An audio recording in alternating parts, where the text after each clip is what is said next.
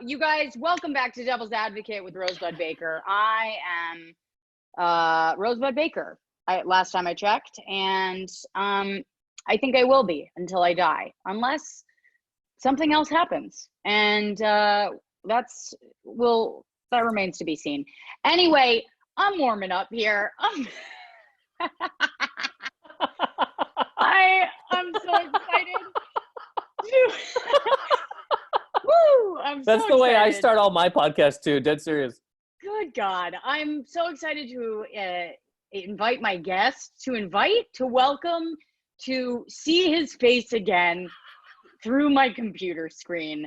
One of my favorite fucking comics, just makes me laugh my tits off. And I'm so happy he's here. NATHAN MACINTOSH, everybody. Yeah. NATHAN MACINTOSH. Yeah. Rosebud, thank you very much for having me. It is great to see you. The last time I saw you, we were drinking tea, and we were both like, I think the world might end. And then... Dude, we literally said we were going to move to the woods. And... I think about yes, I told you that one of my thoughts, something that makes me so happy is just being able to buy coffee. It's such a small thing, but it makes me so happy. Rosebud, let me tell you something. I can buy any size coffee I want. Any size. You could do that before. Yes, but this is what I'm saying, is that it makes me happy to think about, and I do think about just getting a truck and getting like a flannel jacket. Yeah. Maybe growing a little bit of a beard, having cigarettes. I don't even smoke, but just having one and driving around. They did say, there was an article that came out that said smokers are safer from COVID. That. And I just want to say to everybody, a big old fuck you. Thank you, Big Tobacco. Everybody that told me to quit juuling, everybody that texted me in the first 2 weeks of this thing, put your juul down. Guess what? I jeweled through all of COVID. I jeweled through this. I jeweled through the housing market crash. And I'll jewel through the next great fucking depression. I can't laugh without wheezing, but I feel fucking great. Big Tobacco should put that on all of their every pack of cigarettes, every jewel. Just like, look, because you know the pictures they'll have of like a mother and there's like a thing, like a foot growing out of her head. Growth out of her head, yeah. And it's like you don't want to be old Sally No Fuck. You don't have a mom with a foot in her head. And underneath it'd be like, but also when coronavirus comes back, because it probably will in a second wave, you will be fine. I don't care if I have to do stand up through my neck. That's fine. Putting a microphone right to your fucking neck, but like needing to, because comedians have made that joke. Yeah. I'm Sally No Fuck. I changed my name. I changed my stage name to Sally No Fucks. I think every man would call a woman with a foot growing out of her head Sally No Fuck, no matter what her name is. Yeah. Because you got to go pretty low on the list. There's this whole myth that men will have sex with every single woman alive. But a woman with a full foot on her head, it's going to be tough. Here's the thing. I was talking to Feeney about this the other day. He said that he heard a rumor that one of his favorite celebrities, who will remain unnamed, there's like a rumor going around that she has like a medical condition pussy that it smells so bad that it's like a medical condition. And he was like, that ruined it for me. Can I take a guess? Yeah. He's guessing whose pussy is bad. That's the song. That's the waiting room. Who was that woman? Who was the woman with the toe thumbs? No, it's not that. Do you know what I'm talking about though? She was in the Transformer movies. I remember. Yes. What's her name? Megan Fox. There we go. I was gonna say last name Animal. Yeah. Megan Animal. Jasmine Cheetah.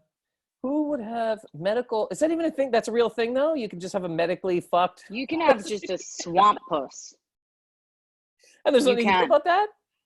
I mean, honestly, sometimes I'll go to the gynecologist with a problem and they'll be like, I guess Mercury's in retrograde. They have no idea. They don't know what they're doing down there. They're like, put your jewel down there. They went to school for 12 years and they have no idea how to make their way around a vagina.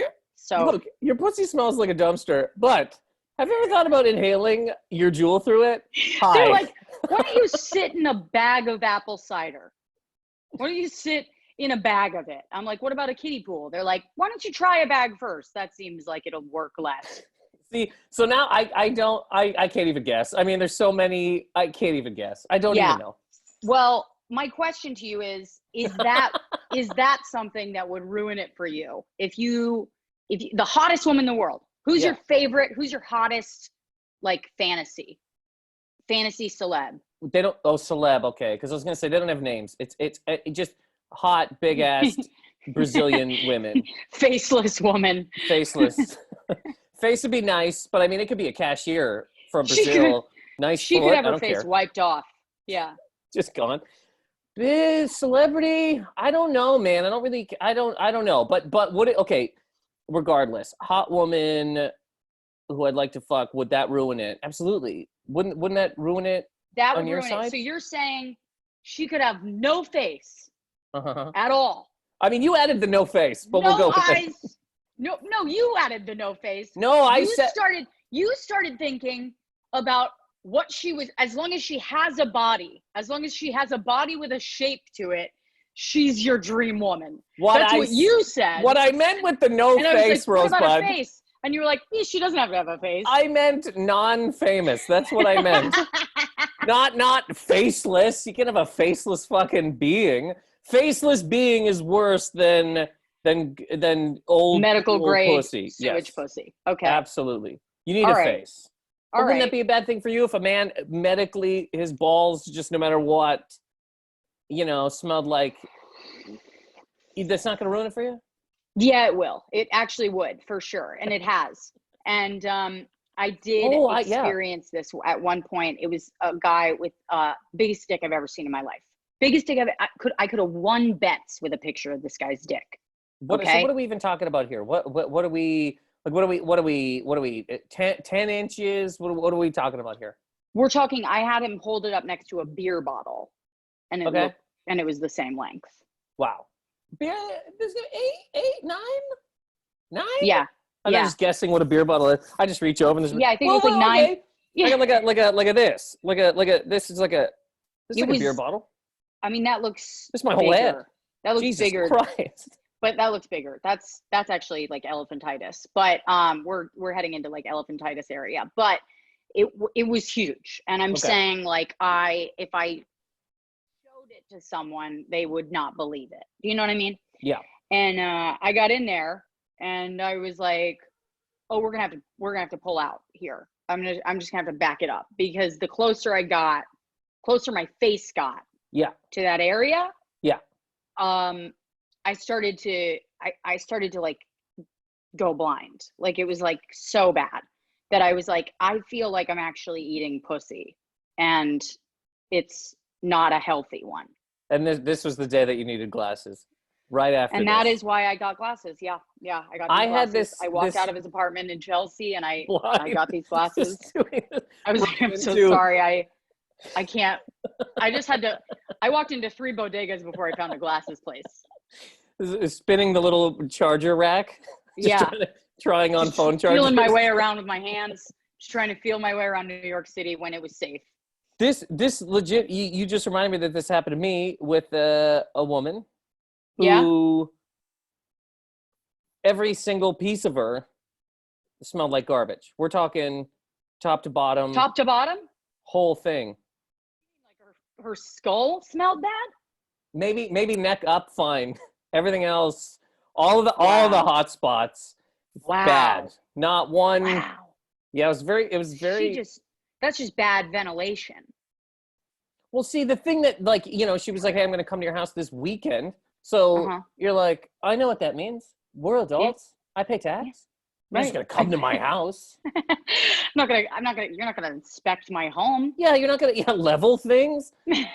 So she had days, and then when I couldn't believe it. I couldn't believe it. She had days to prep, is what you're saying, and she did not come correct. Garbage. And I was very into that woman, and that, so yes, 100%. I know me, changed the whole deal, and I was really into that woman. Gone, dead, can't do it. So let's say that same woman, no face, doesn't smell. Okay. You're more okay with that? Yes. Wow. Yes. Well, because, okay, a woman with a face who smells like trash. Yeah. You can't go down on that woman. But if you're fucking a hot woman, and this is just, I mean, this is totally not the point of this podcast, but we're going here. Let's say, okay, let's say I'm fucking a hot guy. Yeah. Right? He's got a huge cock. Big cock. You know what I mean? And he doesn't have a face, but he's got a perfect body, and he doesn't smell. Yes. Now I'm just fucking sort of a nightmarish creature. Yeah, true. Yeah. You know what I mean? No, just it's not a blank-faced creature from my nightmares. Who can fuck though? Who can fuck? It's almost like Ichabod Crane, basically. But if instead of like the pumpkin head, he was throwing big dick. Yeah. Just swinging big dick from a horse from the top of the horse. That is horrifying, but also, how about equally horrifying? A hot man, big dick, face, so he can see the shower. He knows that it exists, and he just chooses not to. See, that's the nightmare that you wake up crying from. Exactly. The other one, you just go, holy fuck. I'm a weirdo. They didn't have a face. That's a nightmare you keep to yourself, but you remember fondly. Yeah, when anybody asks if you're ever at a party and someone's like, hey, anybody ever fuck anybody without a face? Like, oh, that's weird.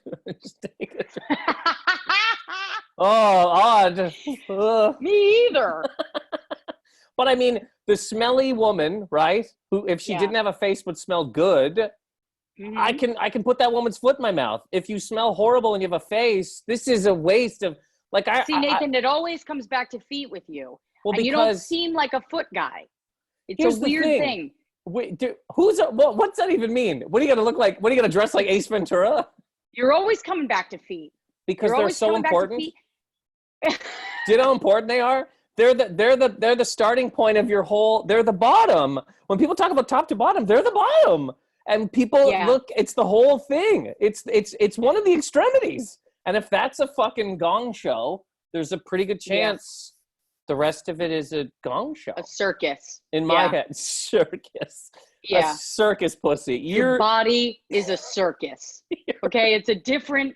If John Mayer wrote that song about a woman with bad feet, it would have been your body as a circus. Your body, yes, and your asshole and your pussy are doing like there's weird, trapeze things happening between the two. It's a full-on Barnum and Bailey Ringling Brothers production nightmare inside of your pants.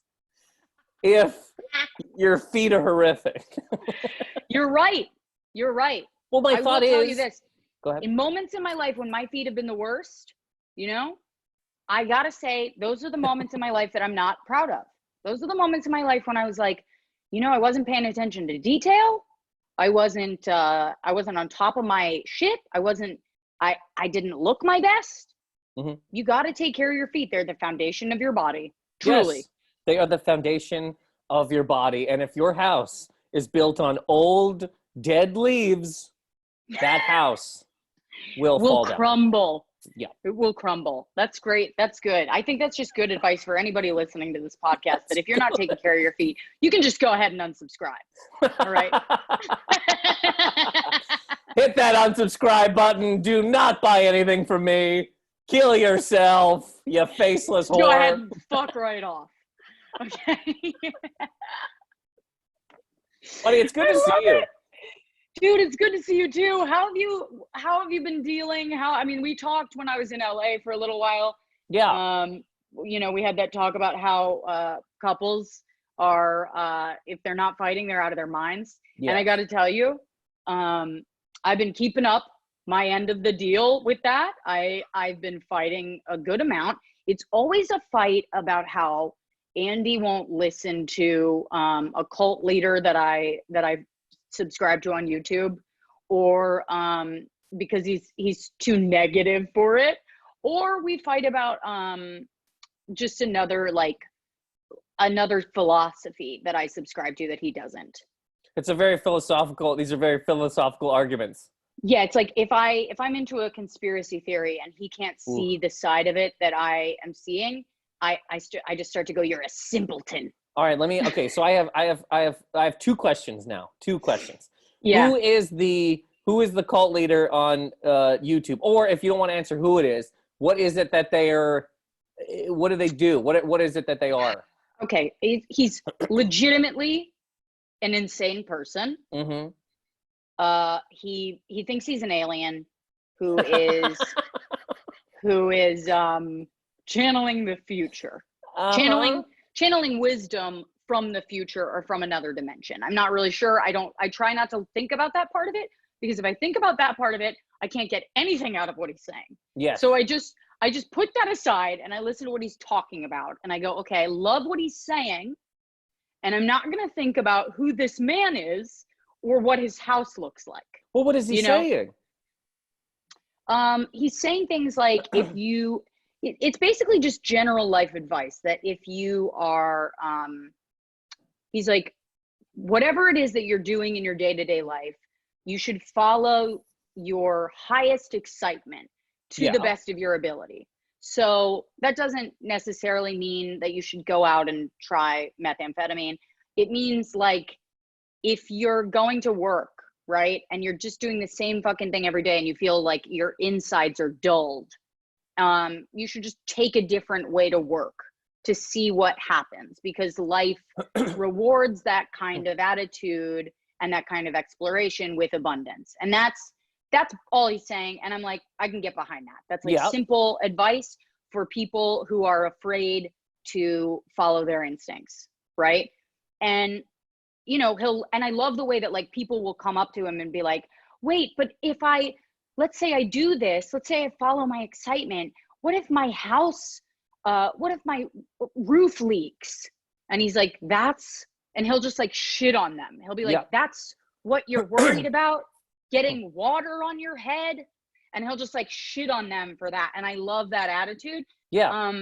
But the rest of him, you know, when it gets into like him being a fucking being from the future, I just can't. I just go, okay, all right. This is such a all of the stuff you just said is completely, these are fine messages. These are absolutely fine messages that are based in reality. It's so interesting that just about every cult leader, like, I'm sure you watch most of the documentaries about cults. Yeah.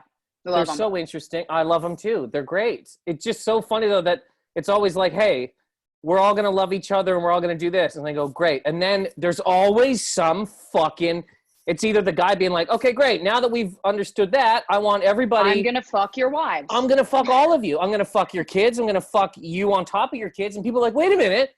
I thought we were just like planting seeds. And he's like, we're still going to do that.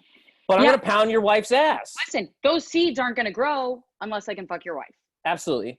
And then once I fuck your wife, I want to be hung from the ceiling in just a curtain, and you pray to me. You're like, what? How did it get here? Why did it get here? Yeah, and he's like, and also all of you are going to need to be hung from the ceiling, but by your nipples. Yes. That's the only way that I can deal with anything. That's the only way that I'll know that you're loyal to me. You know that honestly, cult leaders must hate their followers. They must like, you're just some piece of shit sitting on like a fucking toadstool, and people are like, oh, I love you so much. Will you piss in my face? And it's like, I guess you're such a loser. Yeah. You know what I mean? They must be like pissing into a woman's face, being like, what a fucking boring. We live in a barn. You had a job and a family and you left them to come How bad was it before, Deborah? Yes. But I'm so interested in them, any of those stories, and I just always find it interesting that it gets to a point that it's like, and also here's my second question. Question number 2. Yes. What is one of the conspiracy theories that you guys argue about or have argued about? Okay, so this one, it's really, I'm dipping my toe in the water. Great. But the idea of the plandemic, that the whole fucking coronavirus was planned. I don't know how. I didn't watch that documentary. I actually thought that I had come up with the term plandemic, and then somebody sent me a link to it, and I was like, nah. But I I feel like the amount of fear that it just started like coming up for me because I don't know. I was like, something is up. Like I was like, what the fuck? And I think it was partly because I'm just having a hard time being inside. Yeah. I'm having a real hard time. And you want to go to Target. I want to go to Target. You want to go scream at cops like the people in Michigan. You want to drink bleach. You want to go to Target. I would drink bleach. If it meant that I could hang out with a friend, yeah, I would do it. See, yes, if bleach could do anything for you, but we all know the second you open bleach, your entire body is like, don't fucking put that here. Don't even, but people are like, you don't know anything, bleach. Drink bleach. And then they could die. But yeah, no, yeah. I can completely see how just dealing with this at all then makes us kind of question it all, everything, and go, hey, this is fucked. Fuck this. Something's going on. Right. Yeah. I feel like, so I was just going into that, and Andy was like, you know, whatever. He was like, what? He's like, you're worrying about a mountain. That's what he said, which was a really good point. And I was like, okay, solid point. Because let's say I get to the bottom of this. Let's say I have the answers and I know what happened. Yeah. Best case scenario, the government kills me. Yeah. Second best case scenario, the government allows me to live and throws me in jail or an institution for being insane. Yes. Yeah. Those are both not great outcomes. Yeah. Or third, and this is probably worst case, all my friends just start texting behind my back that I'm insane and that I've been, that I won't shut up about the pandemic. So that's where I'm at. I'm like, okay, I'm gonna leave this alone. Also, a bunch of Republicans are now on board with this whole thing. So I was like, okay, I can't even be into this. This was fun a minute ago, and now fucking Ted Cruz likes it? Yeah. Now I'm like, okay, well, now I can't even be into the whole, like, trying to figure it out. I just have to be like, okay, you know, pandemics happen. Let me, and this isn't one that I believe in or even go down further with, but in the just for science here, right? Just for talking sake, let's say that they didn't plan it. Okay. Yeah. But that when it happened, they were like, how can we capitalize on this? What is the way? See, that's the only way I could see, and I don't think that's a thing, but that's the only thing I could see that's like, maybe. But as far as them just going, hey, I got this virus, do you want to make some money? Bounty? Paper towel? And they go, yes, we do. Bam! Right in somebody's face, a bat fucking flies, everybody's sucking on each other, and we all die. But walk me through that image of the end of the world real quick. So a guy in a boardroom, he's got a suit and tie, and he has the coronavirus in a little jar. Right. He throws it into somebody's face. As he's doing that, a bat from the warehouse connected to the office flies through this, gets a little bit of the fucking virus in his eyes. Bat flies, somebody grabs bat, bites bat. This bat eater fucks somebody. They then, you know what I mean? And it's on and on and on. And there you go, you guys. That, if you're listening, that is how the coronavirus started. And you heard it here first. And we are journalists. So that's really what happened. That's pretty much what happened. That's all you need to know. A guy grabbed a bat out of the air and took a bite out of its head. Yep. Just like you do. Just as you do. If I saw a bat flying around, I'd bite its fucking head. I definitely get out of my house. But get out of my house, Bert! And I bite it and throw it. You bite its head off. That's how you kill a bat. The only way to kill a bat. It's the only way to kill a bat. Look, and when a bat becomes a person, i.e. Dracula, you have to stab them in the heart. But when Dracula's a bat, you just bite the bat's head off. I mean, it's that simple. That's why you got to wait for Dracula to turn back into a bat. Because it's actually easier to grab a bat out of the air and bite its head off than stab someone in the heart.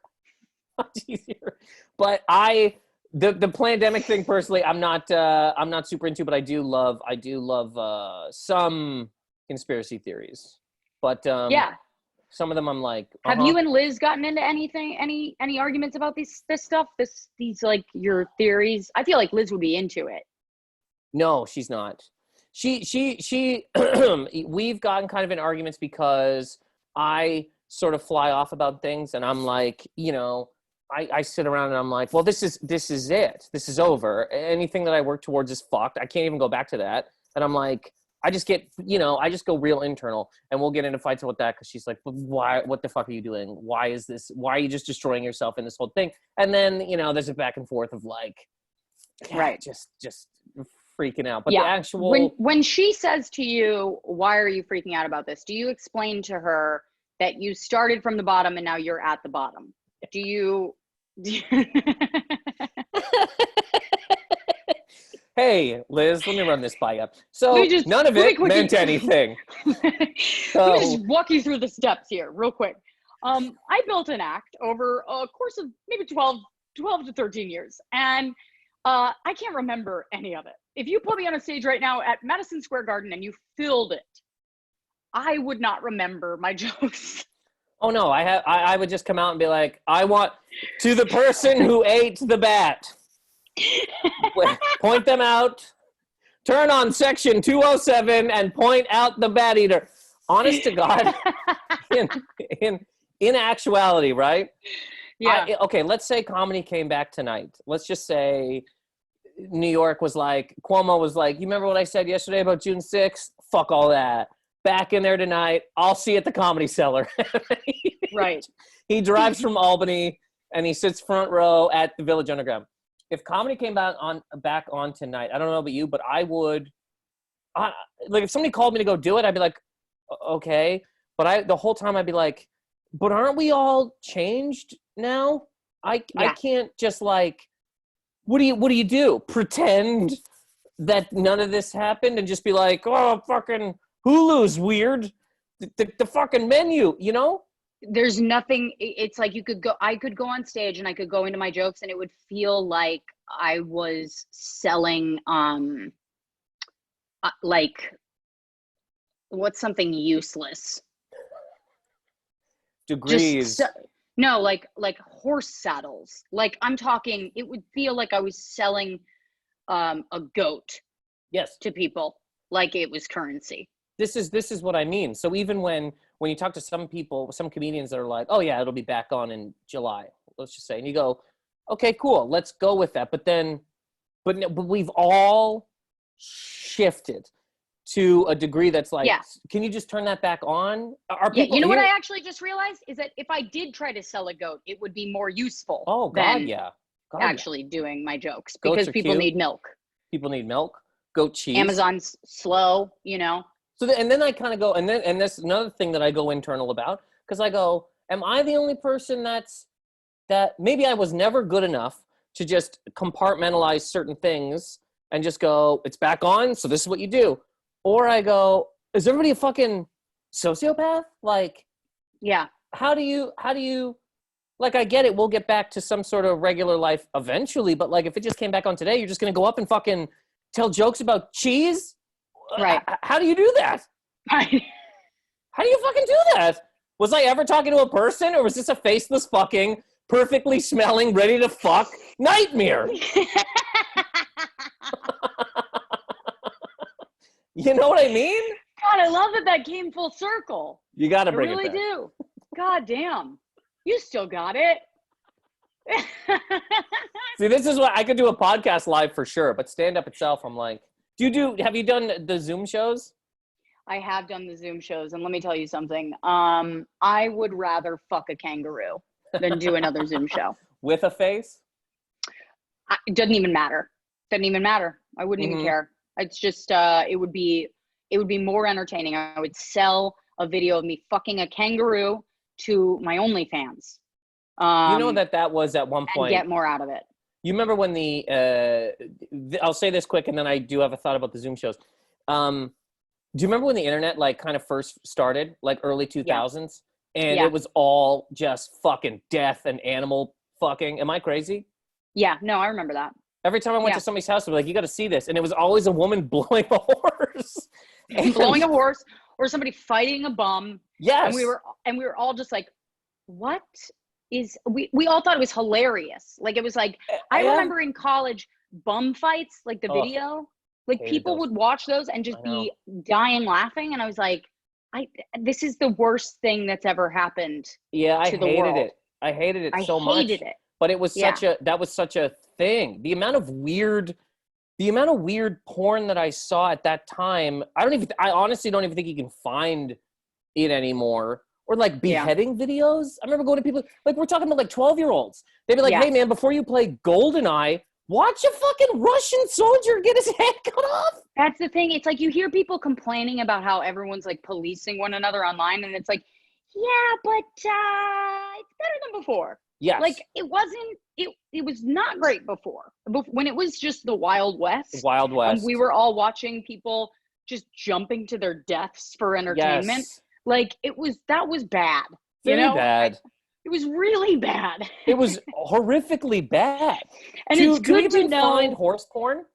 Now you have to be filming it yourself. Like if you go to Pornhub and put in horse, they're not gonna find a fucking woman blowing a horse. That's not gonna exist. But I saw it like 7, 8, 9 times. You ever see a horse come in a woman's face? It changes you. It's so much cum. It's just like it's a woman being like it's a horror. It's horrific. And I was 13, man. Holy fuck, Rosebud. Can I tell you something? That I feel like that doing comedy now after this pandemic is like doing comedy for a woman who's just been cummed on by a horse. That's what it feels. Yeah. Yeah, we've came right in our faces by a stallion, and then somebody was like, okay, go to work. Like, go to work. But also the Zoom shows, I was going to say. So I've been asked to do them, and for a little while I was kind of like, nah, it's not something I want to do. And then I thought, you know what? Maybe I'm just being an old man. And I was like, let me fight that. So I said, yes, let me do it. And the second I said yes, I had a weird anxiety attack for like a half hour. And I just messaged the person back and I was like, I can't do it. I apologize. It's just not for me. I can't do it. Like everything about it, I can't. So and I've heard that from every other comedian that's done them. Basically, it's like, look, it's a thing, but I don't know what the fuck we're doing it for. Yeah, I've done it mainly to run jokes, to see what, if anything, that I've written is funny. Like I've done it for that. And there's some shows, I did like the Sellers beta version of the show, the Zoom show that they tried. And that was great.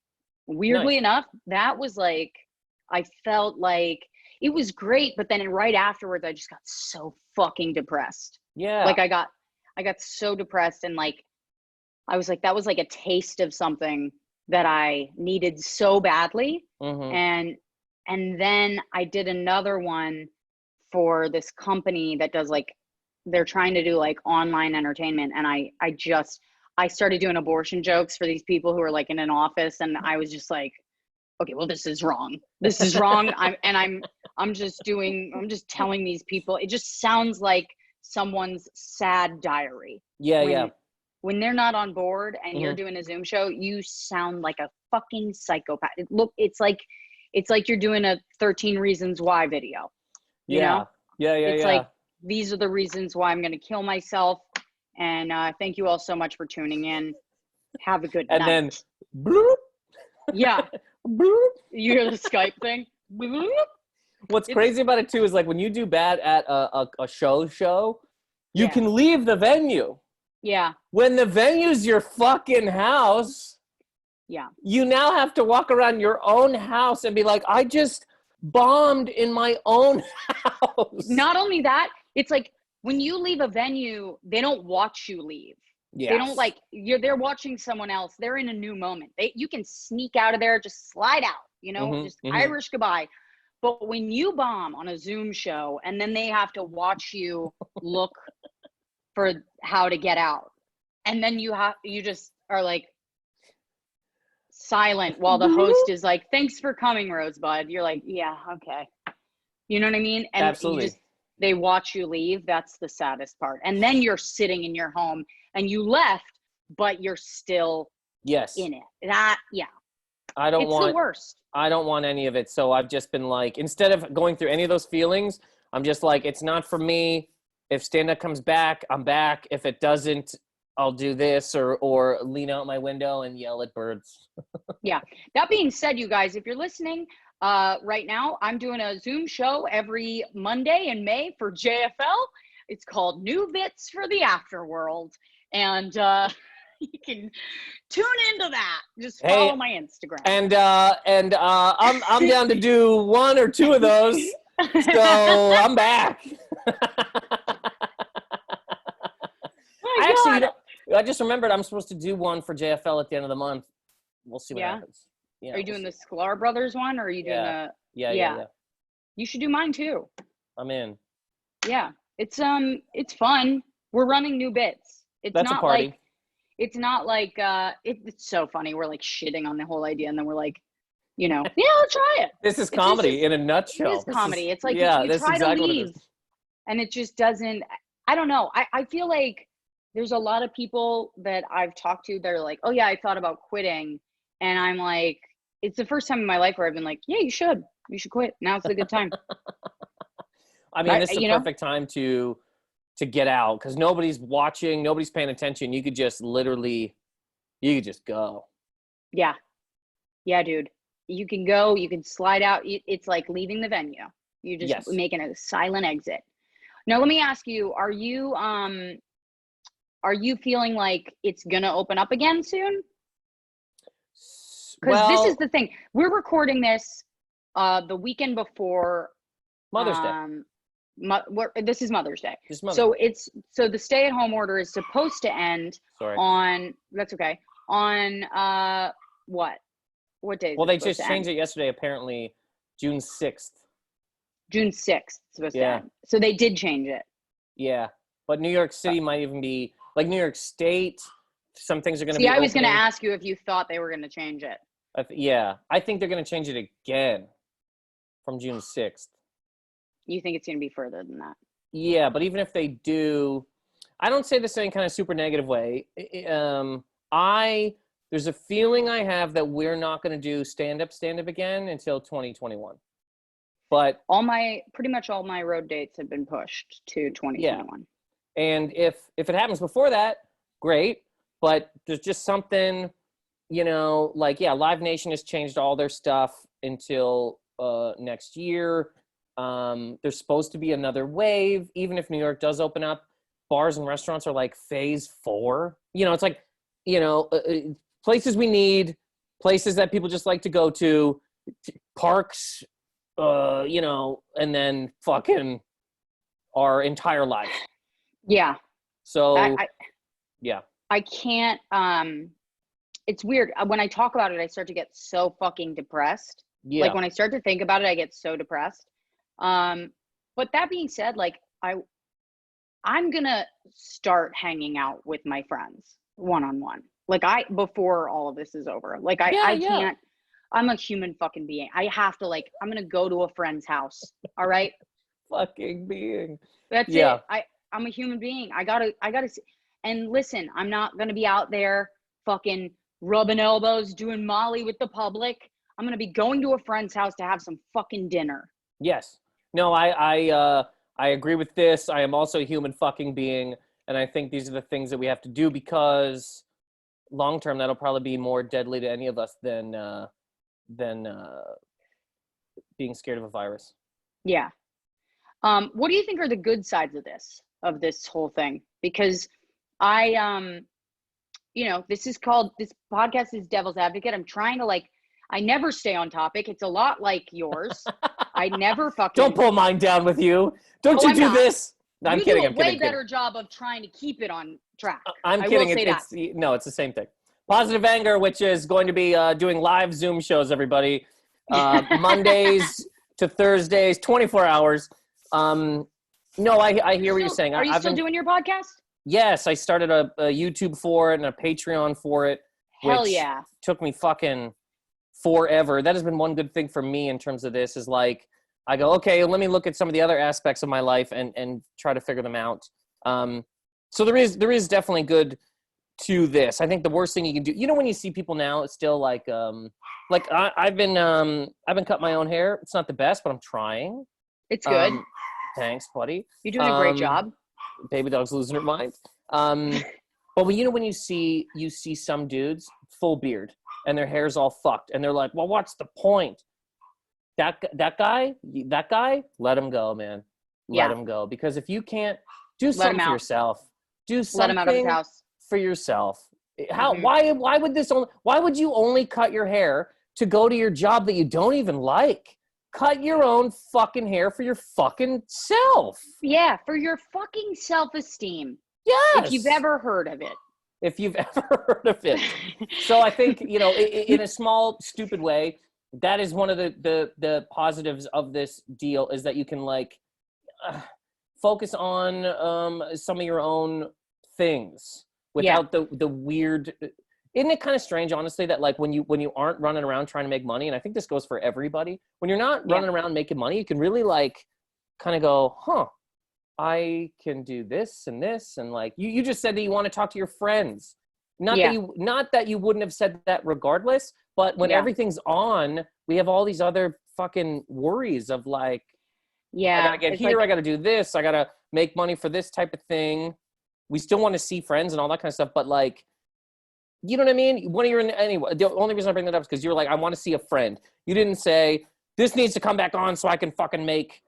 Yeah, dude. There's a lot of, this is what I've been talking about in the last couple episodes. Is I've mentioned that a lot of fear is coming up for people. We're all kind of facing our fear in terms of stuff we were avoiding doing. Yeah. And just feelings we were avoiding feeling. Shit like that. Where so I've been writing a fucking pilot. I've been developing a show. I've been making a Patreon and fucking putting myself out there more and doing a podcast and organizing. I hate organizing, but I'm doing it. And even in terms of we got engaged on the third day, right? Yeah. And I was and I'm still so excited. I'm truly feel like Andy is, I've just never met anybody who's better for me than him. But I noticed all this fear coming up about it. We were on a jog last night, right? And my dog, fucking bitch mouse, she wouldn't stop barking. And I can accept when there's a problem that I can't solve, but I can't accept that I can't solve it that night. So what I do is I'll listen to her barking on Kindle. I mean, on my fucking Echo. And I'll be dropping into the house, listening to her bark on our run. And that's all I'm listening to. I'm just listening to her bark and not accepting the fact that I can't stop her from barking. So we're running together and I'm I have a whole fucking family. You know what I mean? And I'm just God damn it. I have a fiance. I got a fucking puppy. Everything is I don't have any work. And I just started running so fast that I realized I was running away. I was running away from my fiance. Yeah. And I was this is all stuff that I didn't know I was afraid of. Oh, you know? Yeah. And if you don't know that you're afraid of something, you don't know that it's controlling your life. Yes. So in a way, if you're getting more conscious, you're becoming a full human being, and you're meeting your fucking fears head on, and you're going, okay, how do I solve this? How do I work through this? Yeah. Whereas normally I would just avoid it. I just push it down until it turned into, coronavirus or cancer or whatever the fuck. Or abortion jokes. Or abortion jokes. Yes, I have the exact same thing about family stuff. I got a full dog who's barking at somebody. I got Liz, and when I really do look around, I'm oh wow, this is a family. I love my apartment. I'm in one of the greatest cities.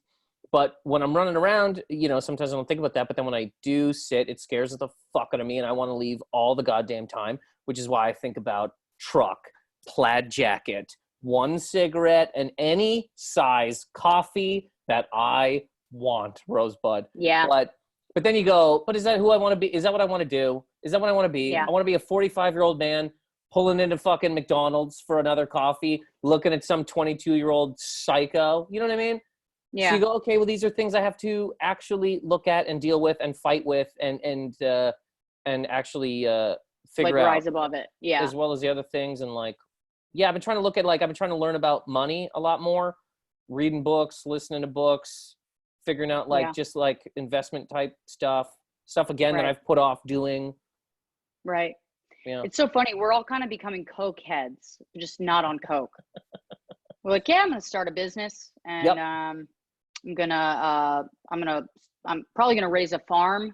I'm going to start a farm. And I'm going to start selling seeds, and then selling seeds, buy a truck.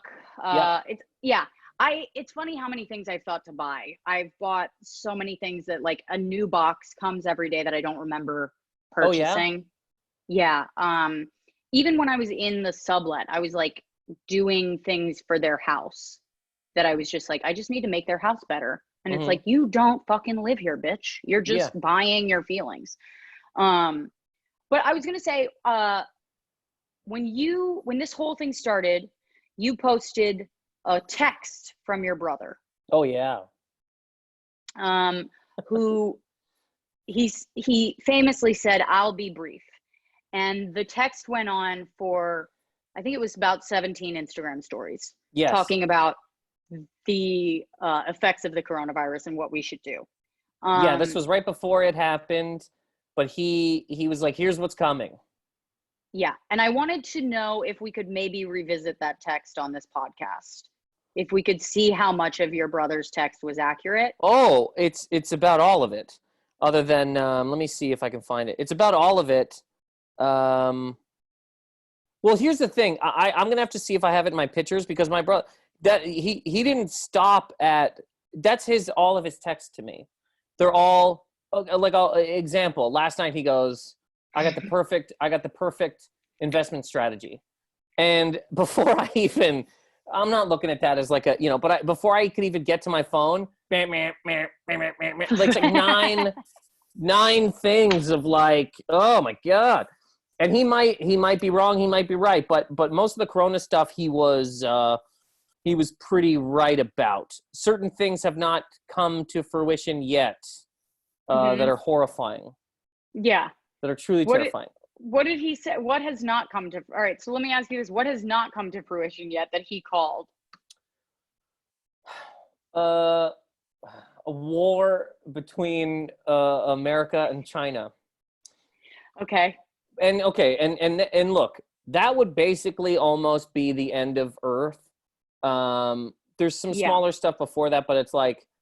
But then you see, I'm not saying my brother. That's like taking the most powerful Transformers. Yeah. And just fighting them. That's like the last scene in Transformers. Absolutely. All the buildings falling apart. That's us. Like, I just want to sell seeds. We're actually the last scene in the Joker. That's what we're going to look like. But everyone's covered in blood. And Joaquin Phoenix is walking the streets almost just naked. For some reason, I imagine him naked. He wasn't naked, no, but he was pretty fucked up. But okay, so he says this right now. Whether that happens or not, sure. Trade war is definitely more of a thing which could hurt us long term, regardless. But the war thing, you go when you hear T Diddy be like, it's the China virus. That is a small step in that direction. Now, not that that's where it would go, right? But because every other virus, the most you could kind of say is like Wuhan virus, because it came from that city in China. When you just go China virus, you know what I mean? It's not a crazy far leap from that to we should go to war with China because they fucked us on this virus. And a lot of people, all the people screaming at cops and drinking bleach, they're like, yeah, fuck them. We gotta blow them up. But more so, there could be a trade war. China's like, we want our fucking money back because this place is broke. It owes money all over the goddamn world. China's like, we want our fucking money back. America can be like, well, fuck you. Take it. Bigger deals. I personally don't think that there will be any kind of war. I am more sort of optimistic than my brother, but he's not even talking about the virus anymore. He doesn't even talk about it anymore. He doesn't care. Months. He was like, we're all fucked. You fuck. Don't go near anybody. Get the fuck out of your house. Everything's going to close. And now he's like, hey, man. It's almost like since he was right about certain things, he's just like, now he's talking about stock stuff and how he can deal with, how he can do certain things now to be prepared for the future of maybe not too many fucking jobs being around out there once this is all said and done, you know? I'm going to actually hire your brother as my accountant / financial advisor. You could I try. just want you to know. You could try. I mean, he's got a giant beard. He's a security guard. So, Great. but Great. That's exactly who I want. I want the working man, and I want him to tell me what to do. You know, honestly, like, man to tell me what to do. In all the movies about like end of the world, a lot of the times, you know, like it's like a scientist who barely knows what's going on. You know, their fucking desk is all fucked up, or it's like some guy at the bodega that's like, he opened a bag of chips and he goes, "No, the world's over," and then he runs and nobody listens to him. So yeah, I mean, he might be. No, I'll tell you. I'll tell you the stocks he's telling me to buy. And I know how it works. And your brother is correct, and I frankly believe everything he says. Wow. So well, I'll let him know he has one follower for his new cult. Yeah, let him know. Let him know. Tell him I'll actually shoot the documentary too. Did you though? I remember when in January, I remember coming in here and I told Liz, because I saw on the news they were like 7 cities in China have shut down because of the virus, and I was like, that's a lot of fucking cities. Which probably some of them have more populations than New York. So I came in and I was like, Liz, they shut down 7 cities in China. She's like, oh yeah. And then you kind of go, oh yeah. But then you go, but that can't be good. Like something bad's gonna fucking happen here. Yeah, dude. I remember being on a plane with Andy and him turning to me and being like, hey, and showing me this headline. And he goes, this shit is gonna be global. Yeah. And I remember being like, you're a fucking loser. I remember just flat out being like, you're a fear-mongering whore. Like I just and then months later we're in LA and it's like we're just there, we can't go anywhere. We're just in the middle of nowhere, and I'm just going, all right, stock up on cranberry juice, because if I get a fucking UTI, we're fucked. Yeah. Like, and that's really how it feels. I mean, listen, I hate talking about it. I hate to keep fucking harping on the virus, but it's really all that anybody can. It's like asking people not to think about or talk about the virus right now. Like I was sending content to somebody and they were like, yeah, we don't want it to be virus related. And I was like, yeah, okay. But that's the thing of like, that's what I was saying about if we went back to stand up, you go, how do you just pretend that we didn't just do this, all of us? It's not like It's not like when fucking OJ was found not guilty and everybody knew that, but it didn't, necessarily change you and like shut the world off. This is such a fucking my favorite part of it was they were like, yeah, we're looking for more evergreen content. Like this isn't gonna stick around. Like this thing that we're doing. How do you go evergreen? What do you pick? If this can happen, what do you pick that's not that you can just go, yeah, no, this will live until what? If this is a thing that happened and nobody could have, like, what, demons come out of the fucking earth? Yeah. And poke us into our house? You're asking me to make eye contact with a person with 2 lazy eyes. Yeah. Is what you're asking me to do. This is impossible. Okay. I have to choose one or the other, and neither one of them is looking at me, and I'm not allowed to say anything. Yeah. I remember you hit me up actually when I posted those pictures of my brother's text, and a few people hit me up about it. But that week, I'm not going to lie, that week that he sent me those, I really did, because it's my brother, and I was like, I know he's not wrong. He might be wrong in some of these things, but I know that something from this is like going to be a thing. And I had a real weird week, man, of like, I had the first week that people had weeks before they had their first week, if that makes any sense. Because I was prepared for this to shut down. Like, I was at the cellar and people were like, I wonder how it's going to go. And I'd be like, I hate to say this, but here's what's going to happen. All of this is going to be empty. Everything here. And they were like, that's fucking crazy. People were like, they'll never shut New York down. I go, if they can shut countries down, how can they not shut down? People are like, oh, but the Yankees are a great baseball team, so they'll never close the city. What are you talking about? They could shut it. But anyway, so he told me that stuff, and I was really fucking like worried. I was like, I don't even know. Do I keep doing shows? I don't know what to do. And then, it's all kind of shut off, and you just kind of sort of deal with it. Yeah. How's your? We got to wrap this up soon. How's your mom doing with this? My mom's good. My mom actually works in a old age home. Oh shit. Yeah, So what's yeah. that like? What's she saying about it? She's like, it's kind of crazy because, you know, they're trying to make sure that obviously the people in there don't get it.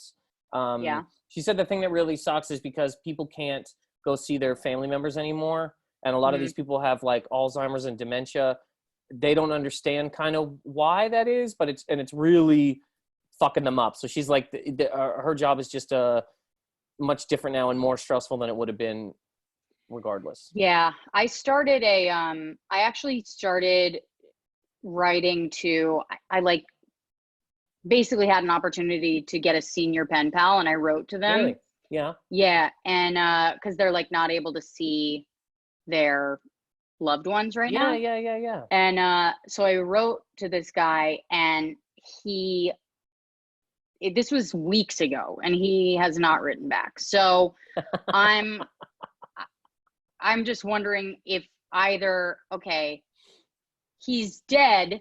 That could be a possibility. He could have died. I didn't even think of that. Yes, he could be. He could have died. Yeah. But he also, and this is sort of worse for me, is that he read my letter and he was like, I would rather be alone and not talk to my loved ones in the middle of a pandemic than write back to this bitch. Yeah. Well, there's one more option. Yeah. He could have gotten the letter, greatly appreciated it, looks at it every day, but he maybe he's just not the type of person that responds. You know, you ever get a text sometimes and somebody says something nice and you go, fuck, man. You just kind of put your phone down and you don't even necessarily like get back to it. And then you get back to it later.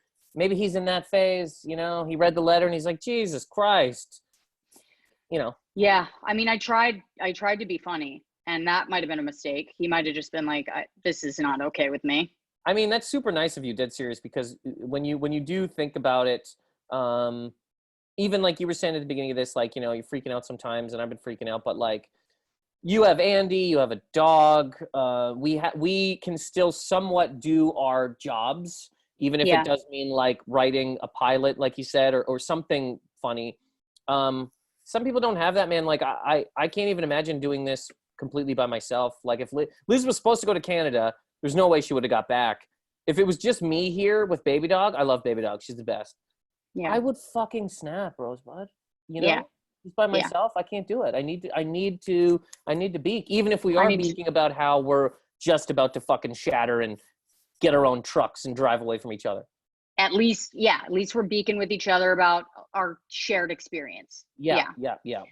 I agree. I will say that anything that I would have experienced alone, I've also experienced in front of Andy, and that's uncomfortable as well. I have a rash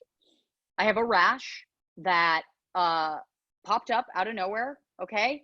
And I'm not proud of this, but it's right at the top of my butt crack.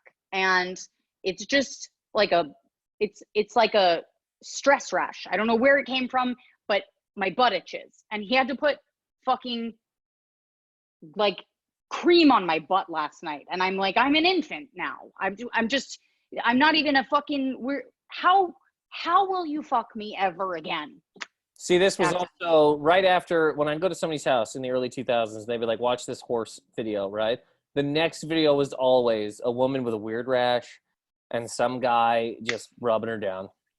Yeah, well, that's me. That's my sex life now. And with that being said, let's get into a little segment I like to call bad advice. I have people write in. We offer them the shittiest advice we can. Okay. And we're going out of our way to make it bad? Yep. Yeah. Okay. And okay, so I am not supposed to use this girl's last name. Her name is Grace. Okay. Dear Rosebud, firstly, want to thank you for always answering my DMs and giving me lots of sage advice over the years, both bad and good. Wow. Okay, cool. All right. In my past 2 relationships, I have definitely hold on a second. I have to give this context. My question is around jealousy and its apparent ties to arousal. I was just listening to the Lady Lovin' episode from 2017 where you talk about how jealousy partly fueled your sexual relationship with your ex and that him sleeping with other people ended up being beneficial. Okay, that was one time. I just want to be clear. It happened one time where it was beneficial. The second time it happened, it was a fucking shit show. In my past 2 relationships, I have definitely felt similarly. I get really worked up thinking about and asking my boyfriend about the girls he's fucked, especially the ones that I've met. I can feel it bringing me some sort of sick pleasure. My boyfriend likes to remind me that these conversations are not helpful to our relationship, but I can't help bringing them up and demanding a written list of everyone he's ever touched. Written. Jesus. Over the years, have you found a healthy way to cope with this twisted need? Should I push this deep down inside me and shut the fuck up about it? Thanks. Okay. So we're giving bad. Okay. She also says, if you're into psychology, self-help, relationship books, Attached by Amir Levine and Rachel Heller was really a game changer for me. Yeah, a lot of people have suggested that book to me. I don't know why. Sort of chapter 1. Sort of starting to feel personal. Rosebud Baker. Yeah. So we're giving bad advice to this lady? Yeah. Okay. Well, she wants a written list. Demanding a written list. First of all, I don't know this woman, obviously, but if she wants a written list from her boyfriend about who he's ever touched, I'm going to assume she's 14 years old. Mm-hmm. Which is you're allowed to be 14, but you're allowed to be 14. You're allowed to be 14.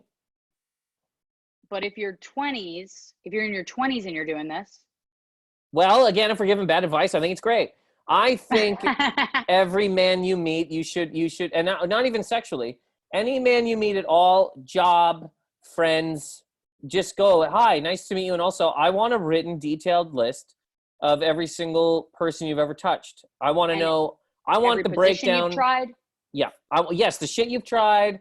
I want to know I want to know step 1, kiss, tit grab, clit lick. I want all of it. I want it broken down. I want times. I want to know, was a foot ever put in your mouth? Was a foot ever put in your mouth? How many feet? Whole foot? Whose foot? I want the whole breakdown. And if she can't get it. Have you ever had any pets that you connected with in a semi-sexual way, or in a way where you felt that they were cuddling you in a wrong position? Yes, I want a detailed list. And if she can't, her boyfriend or whatever seems like he's not going to give her the list. But she did say that she's met some of the women that he has had sex with. So go to their house. I would say go to them. Also and ask them, hi, I've already signed the bottom of this. Yeah. I need you to write. I have the lines laid out. Fucked, sucked, came on or in, and just write down exactly. Yeah, until you have binders full of women. Yes. Much like Mitt Romney, Yes. I want you to have a library full of binders of women, and that way, you don't even have to ask him. If he's asleep one day and you're trying to get turned on, you can go through that binder. Yeah. Go to September 16th, 2017. See who he fucked, sucked, and ate a foot with. And, yes. And there you go. Your problems are solved. And also, anytime he's like, Sarah, I don't even know who you're talking about. You're like, oh, really? You don't know. You don't know who Sarah is. You didn't suck on her tits in the back of a van? I have a headshot. Sarah's headshot? You know who the fuck. It's just Sarah getting groceries, like a paparazzi shot, walking to her car. Walking her head. But she agreed to sign it at the end? You didn't go down there for 20 minutes? That wasn't you? You're saying Sarah's a liar. That's what you're telling me. This woman right here is a liar. Whose tit was in your mouth. It was right between her tits. You're going to tell me she's lying. I think that's what you do. Find the women. That's what you do. Find the women. Hashtag find the women, ladies and gentlemen. Jesus Christ. Nathan, this was so fucking fun. Rosebud, I agree. And thank you so much for asking me. It's so great to see you. Tell these people where they can find you. Oh, yeah. Positive Anger podcast. Rosebud has been on it. And I'd love to have you back. People ask me about it all the time. Anytime. YouTube, Positive Anger, iTunes, all that kind of stuff. And Twitter and Instagram at Nathan Macintosh. All right. Thank you so much. You guys, you can follow me at Rosebud Baker on Instagram and Twitter. You can follow the podcast at DevilsAdvocatePod.ATC on Instagram. And you can write to us, write to me. I don't know why I said us. Maybe it's the royal we. But yeah, write to me for bad advice at DevilsAdvocatePod.ATC at gmail.com. Thank you so much. Subscribe, share the podcast, fucking review the podcast. Do what you can. It helps get the fucking visibility of this thing up. And I have so much fun doing it. And thank you so much for listening. You guys stay inside. Have a good week. Bye. Thank you so much. That was buddy. fun.